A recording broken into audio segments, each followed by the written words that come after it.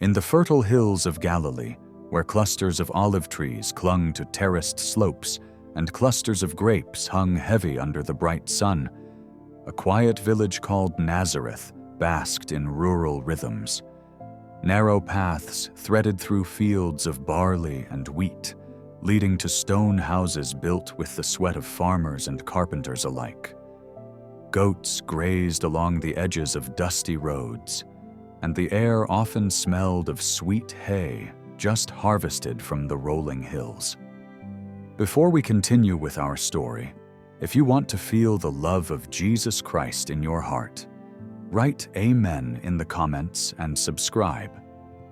Amid these humble surroundings lived Joseph, a skilled tekton, a craftsman who spent his days shaping beams and planks for local homes and agricultural tools. He had learned from his father to respect both the grain of wood and the soil underfoot. Though many in Nazareth toiled primarily in the fields, Joseph's workshop was filled with the scent of freshly cut timber. Sometimes his wooden creations were yokes for oxen, or thick-handled sickles for reaping the wheat. Other times he repaired cradles or built wooden presses for the village's small olive yards. Alongside Joseph was Mary, young, gentle, and as connected to the land as any farmer's daughter. She rose early to gather water from the local spring, greeting neighbors who arrived with clay jugs balanced on their hips. At home, she ground barley into flour and spun wool into thread. Every so often, she would pause her work and close her eyes in silent prayer, reflecting on the mysteries unfolding in her life. Word around Nazareth was that Mary had seen an angel, that an otherworldly messenger had visited her with impossible news. Folks whispered about it in the marketplace, but Nazareth was a small place. No one shouted such rumors from the rooftops. At that time, Judea and Galilee were under Roman influence, and while soldiers rarely ventured into Nazareth's farmland, Roman taxes weighed on every peasant. Grain, olives, grapes, all had to be measured out carefully to meet the demands of far-off administrators. Each year, the yields were counted and recorded, and farmers grumbled about how their sweat and effort enriched foreign lords. Amid these tensions, Joseph and Mary's family life remained anchored in simple chores and the slow passage of seasons. They awoke with the crowing of roosters and ended their day when the evening sky ripened into a tapestry of stars. Though Joseph was widely respected for his honesty, Mary carried a deeper secret. She was with child, yet she and Joseph had not yet completed their marriage rites. Village tongues wagged, but Joseph, deeply protective, chose not to cast any blame. One day, while shaping a new plow handle out behind his home, he paused to reflect on his promise to stand beside Mary. He knew in his heart that whatever happened, scandal or no, he had to do right by her and by this child. Even so, he felt the weight of anxiety. Soon, rumors about a Roman decree spread through neighboring towns. A census, they said. Another measurement of people, property, and livestock. A heavier tax burden, most likely. Still, in Nazareth, everyday tasks continued. Farmers guided their plows through rows of moist earth. Donkeys carried sacks of grain to small communal mills.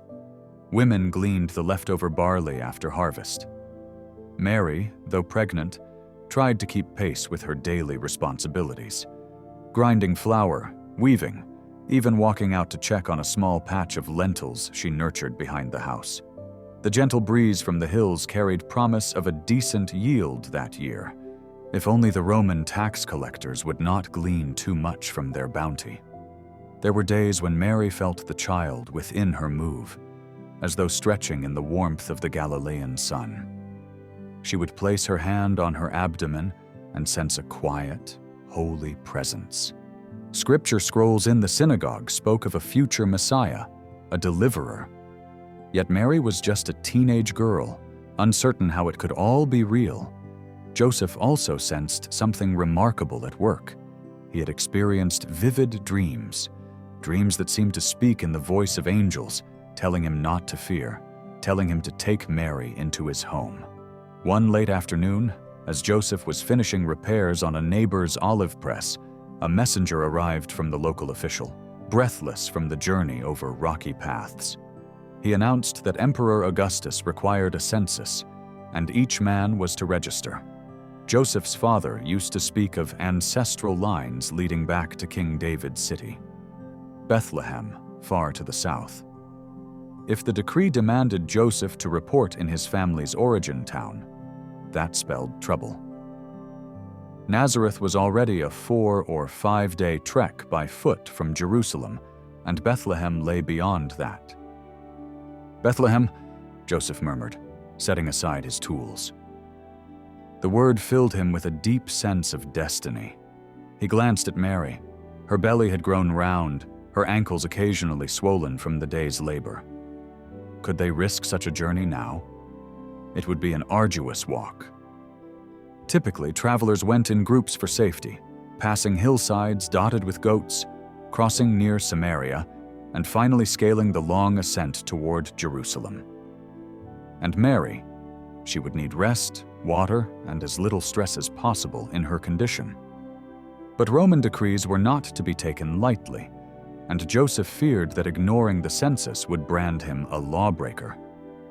Even talk of refusing Roman orders had stirred revolts before, and men like Judas the Galilean had ended up stirring dangerous trouble. Joseph wanted no part in rebellion. He desired only to protect Mary and the coming child. So in the evenings, Joseph planned their route by the dim glow of an oil lamp. He considered how best to traverse the farmland, how to barter or carry enough provisions so Mary could stay nourished. Perhaps he would arrange a donkey for her, though he wasn't wealthy enough to own one outright. A cousin in a nearby village might lend one if he could promise timely repayment or trade some of his carpentry labor. Mary was hesitant about leaving Nazareth's fields. Despite the gossip and the watchful eyes, this was home. She knew where to find fresh herbs and who had the best produce at the makeshift market. She recognized the rhythms of each season, and she felt safe among her kin. Now, the idea of a long road to Bethlehem, a place she'd never seen, weighed on her heart. But every time anxiety arose, she reminded herself of the mysterious promise that overshadowed her. The child she carried was no ordinary baby. If the scriptures truly pointed to a royal lineage, maybe Bethlehem, the city of David, was fated. Friends offered advice, pressing fresh figs into Mary's hands for the journey. Others gave them dried fish and bread. An elder midwife suggested Mary carry strips of linen in her satchel in case she labored unexpectedly along the way. Joseph graciously accepted each gift, storing them in a sturdy leather bag. Whenever Mary felt uncertain, Joseph would place a comforting hand on her shoulder. He rarely spoke about the swirling puzzle of politics, prophecy, and the unborn child, but his steady presence reassured her that they did not walk this path alone. They chose to depart early one morning, roosters still echoing through the valleys. The farmland they left behind glowed softly in dawn light. Barley fields swayed in a gentle breeze, orchard trees glistened with dew, and the last of the almond blossoms had begun to fade. The donkey, a borrowed, sure-footed creature, carried their meager belongings. Its hooves clacked against the rocky ground, setting the pace of what might be the longest journey Mary and Joseph had yet undertaken. Nazareth's horizon slowly receded, the outlines of its terraced fields blending into the tapestry of Galilean hills. They walked down winding paths that overlooked vineyards where peasants toiled, pruning vines for a future harvest. Quietly, Mary gazed back toward her home. She felt the child stir, and a mixture of anticipation and trepidation washed over her. In her heart, she prayed, "Guide us, Lord." Though they knew not precisely what awaited them in Bethlehem, nor how this child would reshape their entire world, Mary and Joseph pressed forward, into the unknown, into their shared destiny. The donkey's gentle bray accompanied their footsteps, and the early morning sun climbed higher, illuminating fields of promise. Soon, the farmland of Nazareth was just a memory behind them. A brand new chapter, the first leg of an extraordinary journey, had begun. Through fields and footpaths, setting out from Nazareth at daybreak, Mary and Joseph descended onto the main road flanked by untamed shrubs and the occasional sycamore. The donkey, laden with their few supplies, strips of linen, dried figs, flat loaves of bread, trotted at a steady clip. It brayed now and then, protesting the extra weight of provisions that Joseph had carefully packed. The first day's trek carried them past the last of Galilee's familiar farmland. Fields of barley, already half-harvested, spread out like golden carpets on either side. Shepherds called out friendly greetings across stone walls that divided one patch of pasture from another. Every so often, Mary glimpsed small clusters of wildflowers still in bloom despite the late season, an unexpected beauty that momentarily eased her apprehension. Throughout the morning, local farmers drove wagons rattling with clay jars of olive oil. Some recognized Joseph from projects he had done, yokes he had repaired, tools he had sharpened, and they waved or offered quick blessings for a safe journey. Joseph would nod in gratitude, feeling a quiet pride that people associated him with fairness and reliability. He was not a wealthy man, but he had a reputation that even Rome's decrees could not overshadow. Mary, meanwhile, shifted her weight carefully on the donkey's back. A faint sense of discomfort had begun to twist in her abdomen. She tried to ignore it, focusing instead on the rhythmic sway of the journey and the gentle countryside vistas. She whispered small prayers of thanks for each mile they managed to cover without trouble. By noon, the hills grew steeper, the land rockier. Dry grass and shrubs took the place of cultivated fields. Joseph helped Mary dismount near a trickling spring so they could rest in the shade of a gnarled olive tree. The donkey drank thirstily, its muzzle submerged in the cool water. Mary removed her headscarf and splashed a little water on her neck. The midday sun felt punishing compared to the dawn breeze. In moments like these, Joseph observed Mary's face, soft yet determined. He remembered all the gossip that had buzzed around Nazareth, the neighbors' hushed talk about how Mary's condition came before their official wedding ceremony. Yet here she was, courage radiating from her dark eyes. If ever he doubted the angelic message in his dream, that doubt melted whenever he saw her unwavering faith. After a short rest, they continued along a winding route. The farmland turned sparse, dotted with the hardy goats of Samaritans who grazed on scattered bushes and thorny plants. The swirling politics between Judeans and Samaritans often made travelers wary, but Joseph pressed on. He knew that most pastoral folk simply cared for their flocks, living apart from the religious disputes that consumed the city dwellers. They reached a small hamlet by early evening. Mud brick huts lined a modest thoroughfare, and the aroma of lentil stew drifted from cooking fires. Although the dialect was strange to Mary's ear, the villagers offered what hospitality they could, a place to tie up the donkey and a corner by a communal hearth. Joseph's Galilean accent drew curious looks, but once local farmers discovered his skill with wood, they asked him questions about fixing broken cartwheels. Mary was politely invited to sit with the women who sorted grain for the next morning's meal. Exhausted from the day's travel, Mary laid her head against the donkey's worn saddlebag, feeling the ground's earthy coolness beneath her. She winced slightly at a pang in her lower back. Joseph noticed and placed a firm, reassuring hand on her shoulder. "Only a few more days, Mary. he said quietly, though inside he worried whether her body could endure so many hours on the road. "We'll find you a proper bed once we get to Bethlehem." Mary forced a smile, hoping to hide the small surges of discomfort. "Thank you, Joseph. The Lord will provide." Night wrapped the countryside in silence, broken only by the braying of distant animals or the hoot of an owl. Sleep came in patches for both of them. Joseph often woke at faint rustlings, stirring to check on Mary. He kept imagining potential threats, a bandit lurking, or Roman patrols demanding some unexpected toll. But the hours passed peacefully, and when dawn arrived, they prepared to move on. The second day led them into more challenging terrain. Rolling hills were replaced by stony passes where wild thyme and sage sprouted defiantly in cracks. Small streams wove through pockets of olive and fig trees, signs of life in an otherwise rugged landscape.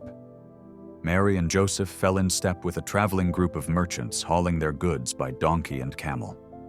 One merchant was ferrying sacks of wheat flour, another carried clay vessels, and a third had dyed wool from the coasts. These were the lifeblood of commerce in the region: farmers, artisans, and traders connecting small villages with larger markets. Traveling with a group brought a certain comfort: more eyes to watch for thieves, more hands to help if one stumbled. Mary spoke little, focusing on her breathing and the baby's occasional kicks. One of the merchant women handed her a dried date, full of sweetness, and gestured kindly for her to chew slowly. Joseph carried on small talk with an older tradesman who noticed his careful handling of Mary's donkey. "You a carpenter?" the man asked, noting Joseph's thick, calloused hands and the small chisel strapped to his belt. "Yes, from Nazareth," Joseph replied. "Ah, woodworker. Good skill. Might be needed in Bethlehem, with all those relatives gathering for the census." The trader shrugged. "They'll need extra rooms and furniture if the city's overcrowded." Joseph nodded, mind racing at the thought of securing lodging. He had heard Bethlehem was smaller than Jerusalem, yet it would be packed with people returning to register. He prayed they could find a spare corner somewhere, maybe with distant kin, if they still remembered his father's side of the family.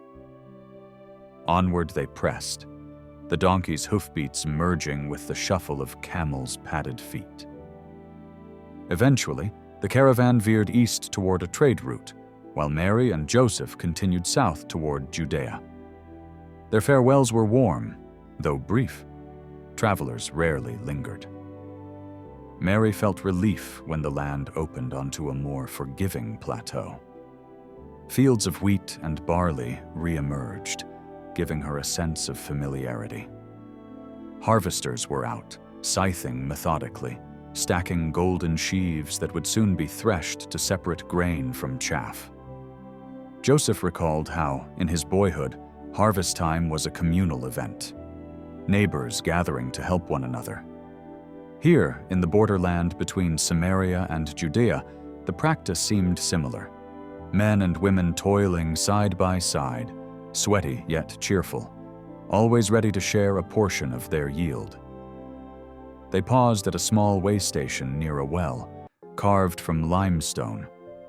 A few Roman soldiers milled about, their armor glinting in the late-day sun. Joseph tensed. He wasn't used to seeing soldiers close up. Galilee seldom hosted large Roman garrisons. One soldier eyed Mary's pregnant form and their modest donkey, then turned disinterestedly away. Taxes paid? No problem. A census would only confirm that the empire expected more from them in the future. That night, they found themselves sleeping under open sky. No village was near enough to provide shelter. Joseph arranged a ring of stones and lit a small fire, boiling water for a thin soup from crushed lentils and leftover bread. Mary propped her aching feet on a folded blanket, trying not to think about how many more miles lay ahead. "Tomorrow," Joseph said, stirring the pot with a carved wooden spoon. "We'll push on until we reach a bigger town. Maybe we'll find a proper room for you." Mary's gaze floated to the star-speckled sky. She recalled the old tales of Abraham and Sarah, how they wandered these lands under the same heavens, trusting promises that seemed impossible. Abraham had set out not knowing where God would lead him, but still believed the land would one day belong to his descendants. She was walking a path of her own now, believing promises of a child who would fulfill ancient prophecies. A gentle breeze carried the scents of sage and thyme. Mary let her mind drift, imagining her baby's birth in a place where family and neighbors would celebrate together. But the Gospels yet unwritten in her future would speak of a humbler reality. For now, she let hope color her thoughts, despite her fatigue. Joseph offered her a small bowl of soup, careful to blow on it first so it wouldn't burn her tongue. As Mary sipped, she felt a small wave of gratitude for this man who protected her so fiercely, even when circumstances confounded him. Joseph asked no reward. He simply carried out his duties with quiet fortitude. They lay down to sleep with the donkey tethered close. Joseph used his folded cloak as a pillow, straining to hear any unusual night sounds. When Mary shifted restlessly, he would stir and place a reassuring hand on her arm. The full moon glowed above, illuminating their patch of the wilderness.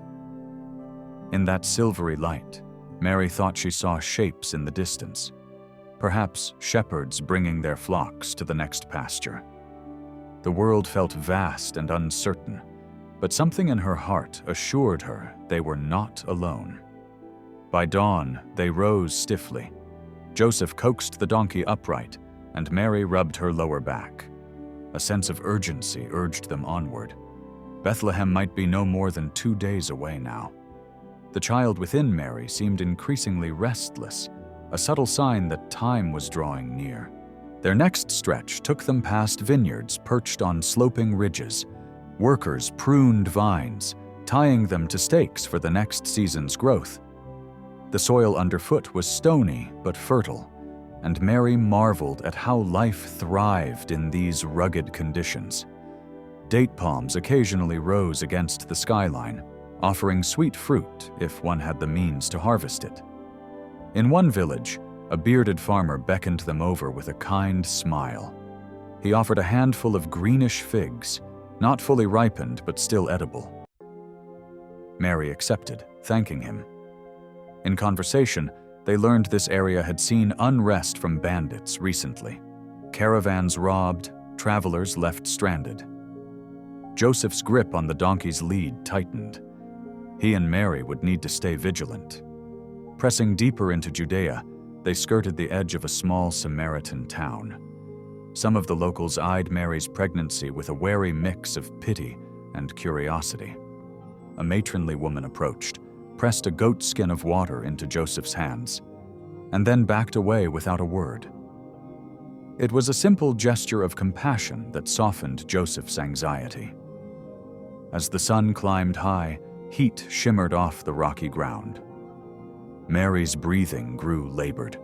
They found themselves climbing a final ridge, and when they crested its top, the land opened to reveal a broader vista. Far in the distance, the silhouette of Jerusalem, grand yet hazy, rose against the sky. Its Temple Mount gleamed faintly in the sunlight. Bethlehem lay somewhere beyond that city, smaller and far less imposing, but cherished for its historic link to King David. A pang of awe gripped Mary. She remembered hearing scripture readings about David tending sheep on these hills, once just a young shepherd himself. Now she, a humble Galilean girl, approached the same region carrying a child promised by angelic words. Joseph came alongside her, following her gaze to the distant horizon. "Almost there," he murmured, though his voice carried a tremor of concern. Would Bethlehem be overwhelmed with travelers? Would there be safe lodging for a young mother so close to labor? In the waning light of that evening, they joined a small group of Judean merchants who also planned to overnight near the outskirts of Jerusalem. One of them, a camel driver, mentioned that Bethlehem was scarcely 5 miles from the capital city. The short distance felt both reassuring and intimidating. One more push, perhaps one more day, and they would stand at the gates of the city of David. But as Mary tried to rest that night, the baby stirred more insistently. She felt twinges that hinted her body might be preparing for the birthing process. She said nothing, not wanting to alarm Joseph prematurely. Instead, she prayed silently. "Lord, keep us safe. Let us reach our destination." The next morning dawned with a sense of urgency humming through Mary's veins. She tried to walk a little, leading the donkey rather than riding, hoping to ease the aches in her hips. Joseph glanced back over his shoulder frequently, concern etched across his face. By midday, they moved beyond Jerusalem's outskirts, glimpsing its towering walls from afar. Traders crowded the roads leading to the city's gates, but Mary and Joseph veered onto a smaller route toward Bethlehem. Shepherds called to each other across rolling hills scattered with sheep. Small stands of cypress trees and stony terraces revealed centuries of farming tradition. Grapevines wound across the low walls, and every so often they spotted a simple watchtower used by shepherds to protect the flocks at night. Mary's heart beat faster with each passing mile. It was as if the earth itself recognized something extraordinary was coming, though no crowds thronged, no fanfare played. The donkey plodded faithfully until the sun dipped below the horizon, coloring the sky in hues of scarlet and gold. Bethlehem, a cluster of stone houses perched on a ridge, lay just ahead, lights flickering in the dusk. A small jolt of pain in Mary's belly reminded her that time was short. Joseph noticed her wince and gently put a hand on her arm. "Mary?" he asked, voice hushed. She nodded, unable to form a full sentence. Her eyes conveyed both strain and resolve. Joseph's concern deepened, and he guided the donkey forward, eager to find any nook or corner where Mary could rest safely. Even a stable would do, if it meant shelter and warmth. The farmland underfoot faded into the stony streets of Bethlehem, a place of ancient promise, now teeming with travelers. Donkeys, camels, and exhausted faces bustled around them.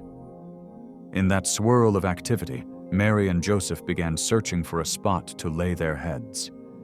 The baby's imminent arrival loomed large, hidden beneath Mary's cloak but pressing with each breath she took. They had finally arrived, yet in many ways, the greatest challenge still lay ahead.